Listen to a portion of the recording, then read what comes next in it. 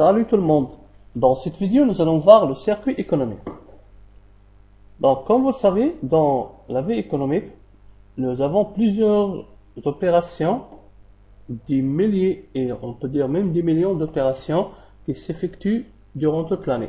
Donc, pour simplifier ces opérations et ces relations économiques, on procède à ce qu'on appelle un circuit économique.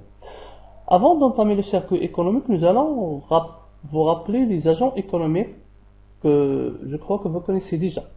Donc nous avons dans un premier temps les entreprises, ce qu'on appelle au niveau du baccalauréat les sociétés et quasi-sociétés non financières. Nous avons également les ménages. Pour les sociétés et quasi-sociétés non financières, la fonction principale est la production des biens et des services marchands. Pour les ménages, la fonction principale est la consommation. Nous avons également les institutions financières qui financent l'économie et les administrations publiques, ou ce qu'on appelle l'État. Donc, les relations qui existent entre les ménages et l'entreprise, c'est que les ménages ils travaillent auprès des entreprises et ils perçoivent des salaires en contrepartie de leur travail. Au niveau du circuit économique, on trace seulement les flux monétaires et financiers, et non pas les flux réels. Comme vous pouvez le constater ici, le sens de la flèche va vers les ménages. Les entreprises versent des salaires aux ménages. Les ménages, ils utilisent ces salaires pour quoi faire? Pour les achats, acheter des biens et des services auprès des entreprises. Donc, ce qu'on appelle, si on parle des entreprises, ce sont des ventes. Alors, il y a le sens de la flèche va vers les entreprises parce que ils perçoivent de l'argent en contrepartie de leur production. Les ménages qui perçoivent les salaires, ils paient des impôts à l'État. Donc des impôts sur le revenu. Et également, le reste, ils le déposent au niveau des institutions financières. S'ils déposent ces argents pendant une longue durée, ils perçoivent des intérêts. Donc, comme vous pouvez le constater, les ménages, ils ont une ressource qui est le salaire, puis des emplois au niveau des impôts et au niveau des dépôts.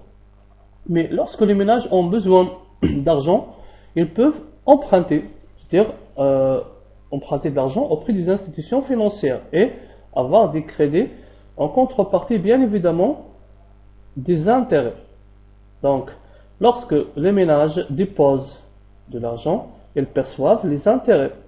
Mais lorsqu'ils empruntent, ou bien ils contractent des crédits, ils payent des intérêts.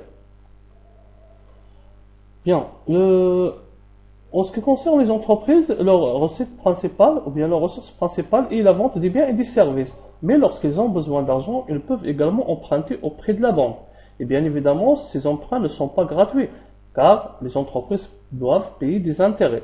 Comme ils peuvent déposer leur argent en banque pour leurs transactions commerciales. Au niveau des entreprises, également, ils peuvent percevoir des subventions auprès de l'État. Ce sont des sommes de subventions, sont des sommes versées par l'État aux entreprises.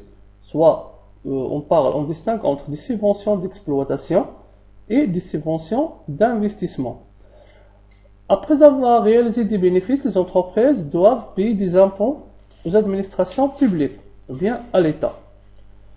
Donc, comme vous pouvez le constater ici, les ressources principales des administrations publiques sont des impôts. Et elles versent des subventions aux entreprises et des prestations sociales aux ménages. Les administrations publiques peuvent également emprunter auprès des institutions financières. Donc, lorsqu'on s'arrête à ce niveau-là, on parle d'un circuit économique fermé, c'est-à-dire qu'il concerne les agents économiques d'un seul pays. Lorsqu'il y a des relations avec l'extérieur, ou bien le reste du monde, on ajoute un autre agent économique qui est fictif, on l'appelle le reste du monde. Bien évidemment, chaque pays entretient des relations avec l'extérieur, à savoir, par exemple, les importations et les exportations. Donc, lorsqu'on ajoute les exportations et les importations, on parle d'un circuit économique ouvert. Prenons maintenant un exemple pour tracer un circuit économique, nous avons cette opération vente de 500 000 dirhams au ménage. Donc, cette opération, elle met en relation deux agents économiques qui sont les entreprises et les ménages. Donc, puisqu'il s'agit d'une vente, c'est une ressource pour l'entreprise et une dépense pour les ménages. Seulement, au niveau de la deuxième année baccalauréat, on parle de circuit économique élargi, c'est-à-dire qu'on introduit les marchés. Alors, cette vente-là, elle va s'effectuer au niveau de marché de biens et des services que nous avons vu au niveau du premier chapitre. Alors, ici, les entreprises, elles vont vendre la marchandise sur le marché de biens et des services et ils vont percevoir la contrepartie monétaire qui est 500 000 dirhams. Donc, comme vous voyez, on trace toujours les flux monétaires et financiers. Et les ménages, ils ont acheté 500 000 dirhams sur le marché de biens et des services. On peut même éliminer le marché pour que cette flèche va directement des ménages vers les entreprises.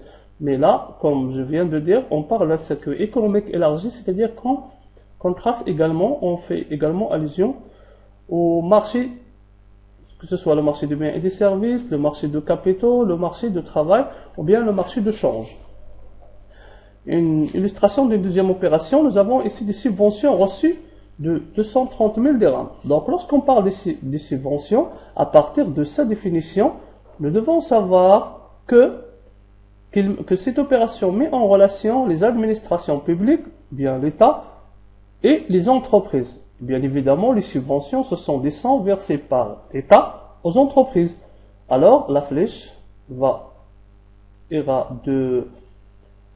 des administrations publiques vers les entreprises qui vont recevoir une subvention de 230 000 dirhams. Comme ce chapitre est déjà vu au niveau de la première année, donc je me suis contenté par seulement par un petit rappel. Alors là, nous allons voir une équation qui est très importante, intitulée l'équation des ressources emploi. Lorsqu'on parle des biens et des services, c'est-à-dire l'origine d'un bien ou d'un service, d'où vient-il? Donc un bien ou un service, il a deux ressources. Il peut être produit au niveau national, ou bien il peut être importé. Donc nous avons seulement deux ressources. Un bien, soit on le produit au niveau national, ou bien on l'importe de l'extérieur. Et également, nous avons les emplois, c'est-à-dire l'utilisation de ce bien ou de service. Donc un bien ou un service peut être utilisé pour être consommé au niveau de la consommation finale. Bien évidemment, lorsqu'on parle de la consommation finale, on parle ici soit des administrations publiques, ou bien on parle des ménages. Mais également, un bien peut être investi, c'est-à-dire la formation brute du capital fixe. Également, la formation brute du capital fixe est l'ensemble de l'acquisition du matériel et outillage, l'aménagement des verres, reboisement et plantation, et également l'élevage. Donc c'est tout ce qui existe au niveau de la classe 2, au niveau de la comptabilité générale. Donc ce sont les acquisitions qui permettent de produire d'autres biens. Donc un bien peut également, s'il n'est pas consommé, ou bien utilisé comme un moyen de production, c'est-à-dire en formation brute du capital fixe, il peut également être stocké. Alors lorsqu'on parle du stock, on doit calculer ce qu'on appelle la variation du stock. C'est l'objet du cours de comptabilité.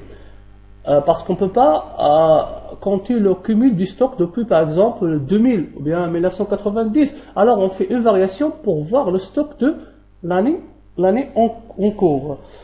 Donc, je récapitule. Un bien, il est soit produit ou importé. Là, je parle bien évidemment, lorsque je dis un bien, il inclut un bien et un service. Donc, là, je parle des ressources. Et il est utilisé soit pour la consommation finale, soit pour la formation brute du capital fixe, soit il est en stock. Sinon, il est exporté. Donc, c'est ça l'ensemble des emplois. Il faut y avoir une égalité entre les ressources et les emplois, qui est matérialisée comme suit par cette équation. Donc, les ressources, bien évidemment, sont la production, Et les importations doivent être égales à la consommation finale plus la formation brute du capital fixe plus la variation du stock plus les exportations. Cette équation est très importante et elle vous sera utile au niveau du chapitre suivant lorsqu'on va calculer le PIB. Merci pour votre attention et dans la vidéo suivante, nous verrons le PIB, la définition et les différentes manières de calcul. Bien évidemment, pour les exercices sur le circuit économique, vous pouvez visiter le site www.myeconomy.com. Merci pour votre attention.